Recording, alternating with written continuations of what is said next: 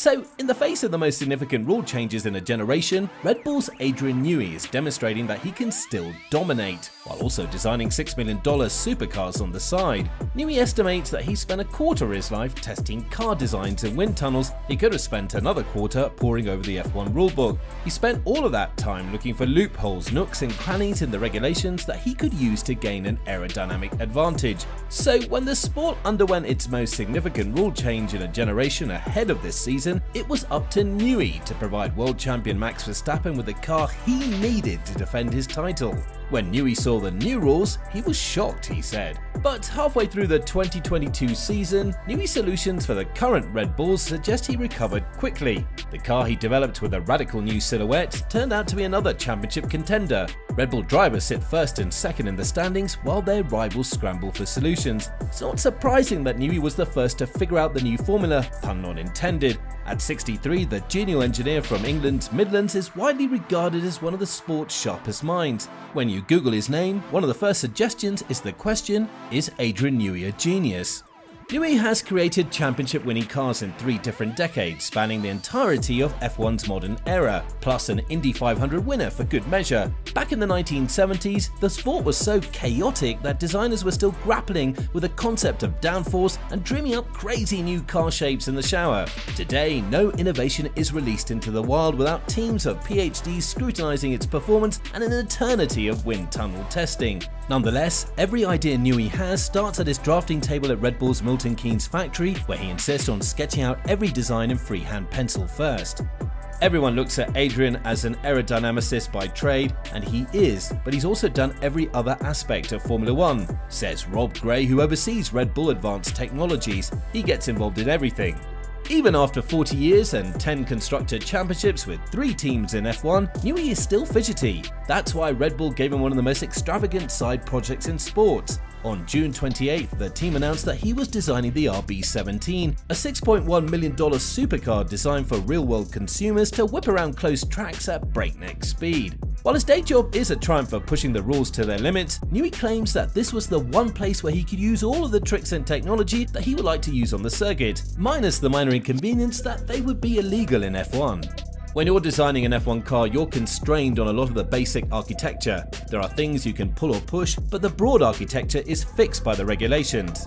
Now, the only significant constraints on the RB17, as the new project is known, would be Newey's imagination, the law of physics, and the requirement that this car have a roof. He came up with a 2-seater designed around a carbon composite tub and making use of the ground effect, just like the current breed of F1 car, powered by a V8 hybrid engine with over 1,100 brake horsepower. Red Bull team principal Christian Horner expects it to set lap records on Formula One tracks. The goal for Red Bull was to create a car that could deliver F1 performance to people who weren't F1 drivers, complete with the thrills, adrenaline, and occasional terror that comes with it. But for Newey, it was more of a way to let loose. Prior to this, his only non-F1 vehicles for Red Bull were a collaboration on the Aston Martin Valkyrie and the Red Bull X2010, a car that no one can drive because it only exists within the PlayStation video game universe. The RB18 marks an important milestone in the evolution of Red Bull Advanced Technologies, now fully capable of creating and manufacturing a series production car at our Red Bull Technology campus, said Christian Horner. Further, the RB17 marks the first time that a car wearing the Red Bull brand has been available to collectors. Newey added, "The RB17 distills everything we know about creating championship-winning Formula One cars into a package that delivers extreme levels of performance in a 2-seat track car. Driven by our passion for performance at every level, the RB17 pushes design and technical boundaries far beyond what has been previously available to enthusiasts and collectors." So right now, little is known about how the RB17 will look. All we know is the price and that the car will be limited to 50 units. Owners will also have access to the team's simulators, vehicle programming, and on-track training, while the factory will service and maintain each car. Everything about it is inspired by Red Bull's 18 years in Formula One, from hybrid power experiments to diffuser technology. Around Red Bull's offices, the car is known as Adrian's greatest hit. The project also served another F1-related purpose. As the sport implemented strict budget caps, teams could no longer rely on bottomless pools of engineers to shave tenths of a second in a Grand Prix. Working on an F1 adjacent car that is clearly not in F1 competition was at least one way to keep all of that RD talent in the building. But more than anything, it was a way for Newey to flex on one car while facing some of the most stringent F1 design rules he'd ever seen on another. Only after the initial shock of the 2022 regulations did he realize where the opportunities could be found. Although some areas are very heavily legislated, with the side pods and the floor, there's quite a bit of freedom, he said.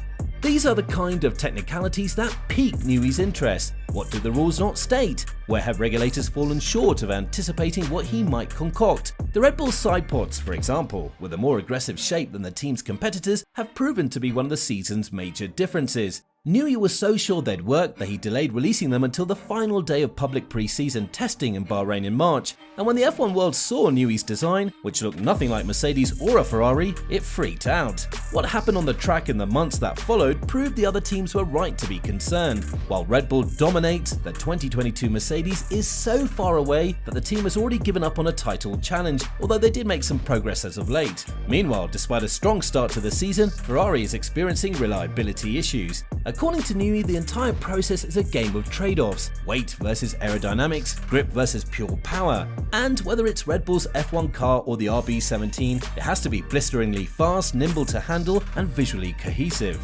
So often you can see when the front-end designer hasn't been talking to the back-end designer, he says.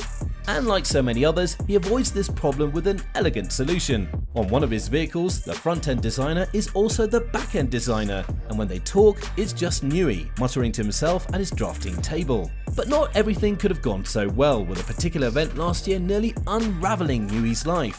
While 2021 was a grueling year on track with F1's longest ever calendar, Newey also had a major off-track incident when he was involved in a cycling accident during the season's summer break. Newey was on vacation in the Balkans with his wife Amanda when he swerved to avoid a group of children while cycling at night and fell onto some rocks, cutting his head open. The next morning, a trip to the hospital revealed a fractured skull and a bone chip above the upper eye muscle, prompting Newey to question his doctors about his prognosis. The three wise men appeared at the bottom of my bed: a neurosurgeon, a maxillofacial guy, and the anaesthetist. With the eye, they said they need to act quickly or the bone could sever the eye muscle and I'd lose movement of the eye. Okay, what's the risk of damage to the eye? Oh, no risk. Any risk of brain damage? Oh, not much. Well, give me a percentage. 5, maybe 10%. At which point I told my wife to get me out of there. And just days before, Newey had been vacationing with Bernie Ecclestone, and the former F1 Supremo teamed up with Red Bull team principal Christian Horner to have Newey flown to London and operated on by a neurosurgeon there. Newey's recovery required him to miss a month of Red Bull duties, but he returned to the pit wall in time for the Turkish Grand Prix and was heavily involved in the season's final 7 races. Any hopes Red Bull rivals had of Newey taking it easy after his near-death experience were dashed by his response. No, I'm sufficiently pig-headed that it didn't change much. So, what are your thoughts on Adrian Newey's contributions to Red Bull? Would the team have come so far without him? Are you looking forward to the new RB17 project, or do you think it might take Newey's attention away from the F1 challenge? We'd love to hear from you in the comment section below. Thank you for watching. If you liked the video, please consider liking and subscribing to the channel, and don't forget to click the bell button to be notified of future videos.